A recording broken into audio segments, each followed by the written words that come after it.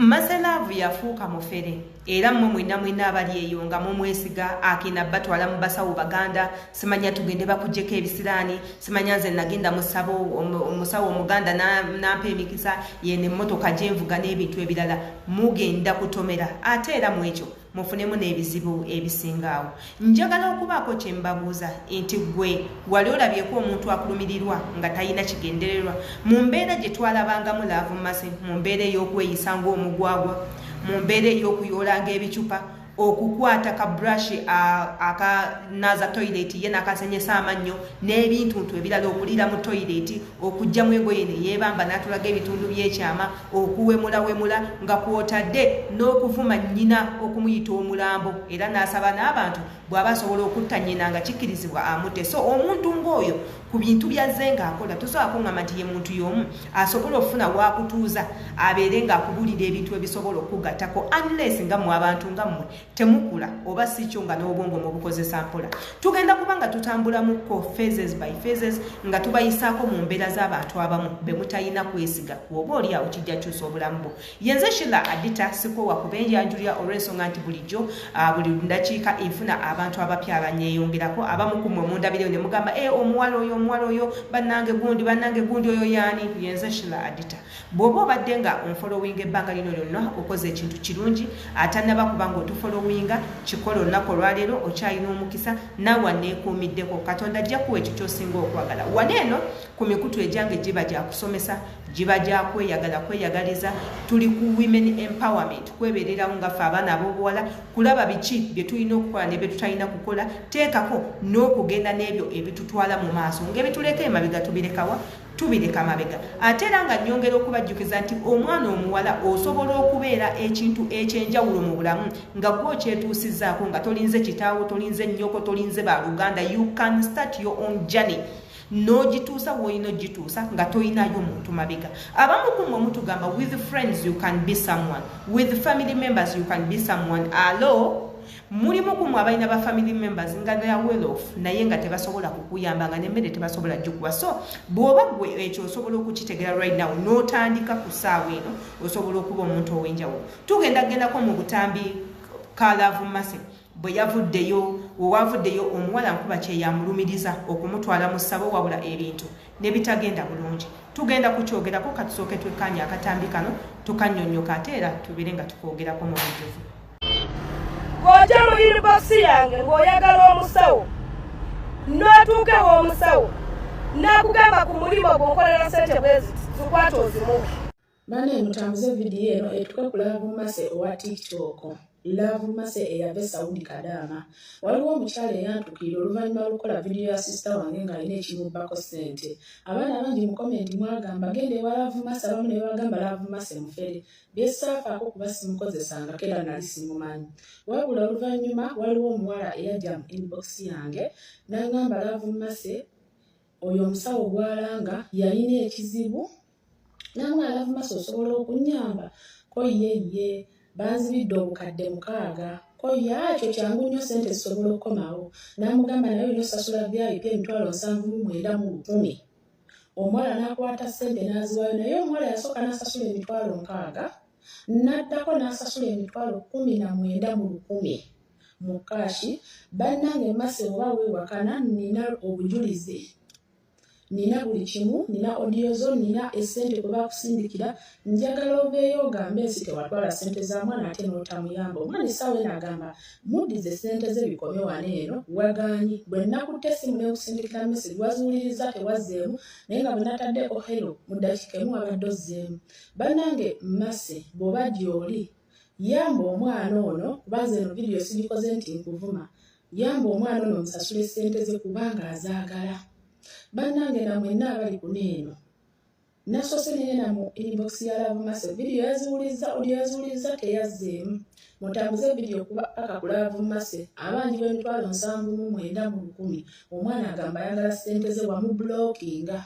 Wamala okulisiivinga ssente n'omublookinga mugwe kyokka omuntu wamugamba zane zigenda kudda ku makya ate saawa n'ogamba we jjajja kukolako anayagalira ndi bize nnyo biki. Bannange Laavu Mase komyawo ssente z'omuwala obujulizi bwonna mbulina obulaga nti ssente wazitwala.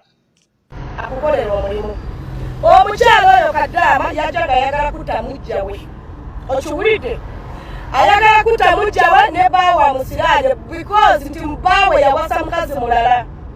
Jjajja n'amugamba agenda kuleeta ssente bwe ziti n'awaayo ekitundu. Ekitundu ekyo kya mitwalo bajalyano bameka. Ne bamugamba yongere ssente bakole omulimu gugwe n'agamba tanafuna musaala simanyi mukama we yamugamba agenda musasula emyezi 2 mu maaso. Gw'onooleta balansi wa jjajja kyemanyi ajja kukolako naye oba tomuyina tosuubirayo okuddiza ssente because ezimu zaagula ebintu. Omulimu gw'okutta mwagala nnyo okutta banamwe mwagala osiraanya banamwe is very expensive. Mutujja kwa busiru bw'oba tosobola kintu kidde okiwulidde kintu ekyo era Lavumase mufere nkufeze ekinze kola mu mbuga. Bw'oba walemererwa n'okutegeera ne jjajja tomanyi era siri mwana wa nnyoko tomanyi sikumanyi mwagala okutta abantu mwagala mubattire mu kasente akatono. Ani akakimanyi wano nti mwena muli balogo mwagala okutta fena tuli balogo tetuganye naye obulogo bwaffe bwanjawulo oba oyagala okutta is very expensive mwagala okutta banamwe kubagwisa eddalu ku mitwalo 3 muli basiru.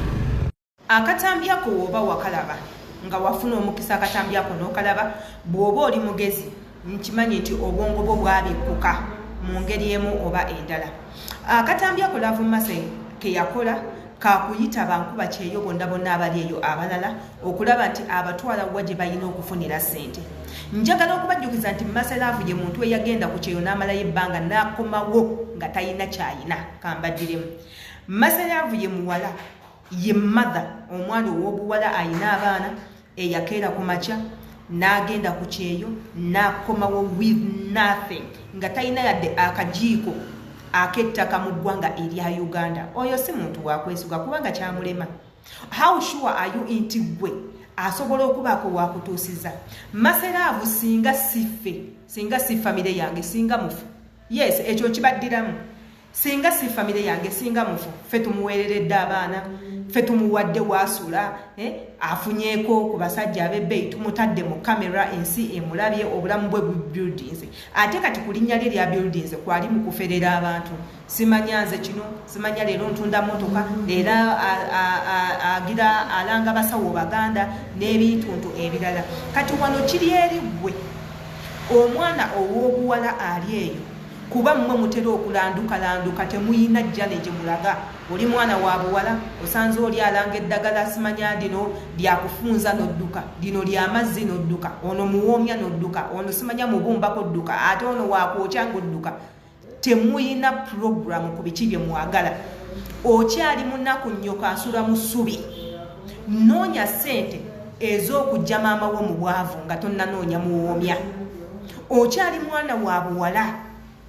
Tomanyi oba olifuna omusajja akuzimba oba takuzimba. Oli ku internet onoonya mazzi. Omwana omuwala obeera otya n'amazzi nga toyina ssente? Does it make sense? Amazzi gafune naye ng'oyinako ssente. Ebyo ebintu bitambula bibiri. Wooma nga ne ssente oyina. Okitegeera? Buguma nga ne ssente oyina nga tokyasobola kukabira musajja kuwa mitwalo 2 tebakyasobola kwebakirako ku mutwalo ng'osobola okwematira nayagala okwebakako n'omugamba oba toyina miliyoni 2 tonzija mu ngoye. Yes, kisoboka weetaddeko price. Naye okyali mu kunoonya muwoomya oli mu nnyumba ya Mwarabu baakusiba oli musibe. Onoonya mufunza oli ku njegere olya leftovers oyambala ebigoye bye basiimuuza tolaba ku musana tomanyi oba olidda oba tolidda. Kyova olaba mufuna nnyo ebizibu. Omuntu wajja n'alanga ebintu ng'ebyo nga tebikugasa sooka obiyiteko. Osobola biwuliriza nze mpuliriza ebintu bingi ne sitabitwala oba nenfunamu ekyokuyiga nenfunamu bye ngenda okusomesa eri abalala bye sibigenderako. Ono bakututte mu ssabo tomanyi nti mu ssabo gye bakututte either bakuwadde bibi oba bakuwadde birungi. Nabagamba nti eyo nayo gye mutambulira omusawo agisobola okulaba n'agamba ono empewo ezize za bugagga ajja zikujjako gwakukuuta ekitambo obeere mu nsi ng'oyeeyeeta obeere mu nsi nga toganja ssente zikubule ofune ebizibu obeereko omudibo obeereko ekiiso obeereko ekitwe. So kati baana bawala this is the highest time. Not buli kintu kyolaba ku social media kituufu. Osobola okulaba Lavumase ng'eyatereza obulamu olw'okuba ayina akasubalu kaavuga. Subalu si ye motoka esinga. gwosobola okusalawo n'ogamba nti mu bulamu kati mulimu abantu abamu ng'ebirooto byabwe si mmotoka. Nze Sheila Adita ku bintu bye nnina mu mutwe tosobola kuŋŋamba nti wenfuna sente nsooka kugula mmotoka. What for? Emmotoka tezza magoba. I can decide to have it or not. Nga n'abamu be tulaba abaziina batambuza bigere batambulira ku bodaboda. Osobola okugamba nti sente zange ez'emmotoka kansooke nzigulemu poloti eya achievement nnene nnyo. Unless ng'obwongo bwo bunafu. So tugende mpola mpola. Gye munaakoma okupapa by'ebizibu bye mugenda okusisinkana ate abantu abamu naddala nga bakyalina failures mu bulamu mubagende kumpola.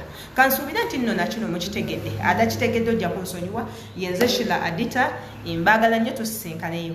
Kyesoogeddeeko nkusabanga mmwe abamu abali kakiiko kano obeere nga okinteera mu comment section nja kuba mbisoma. Imwe mwenna abagala okukozesa eddoboozi lyange bangi mbalaba mukozesa amaloboozi gange ne mugakolamu bye mwagala. Sibayinaako buzibu naye ayagala okukozesa eddoboozi lyange mu bulungi oyagala kutumirako maama wo oyagala nkyalire ku maama wo abagala okunkozesa surprise nkyalire ku baana bammwe masomero munsindikire message ekyo nja kibayambako free of charge dani omuntu okujja n'obanga weetuumye Sheila Adita n'okwata ne kamera n'otandika okugenda ng'otambulira mu linnya lyange. Eno ye warning esembayo bwe nnakukwatako mukwano kooti ejja lamula. So kunsabe ndaba oba nsobola okuwazika erinnya lyange okolere mu kyoyagala as long as nga kintu kirungi. Yenze Sheila Adita mbaagala nnyo.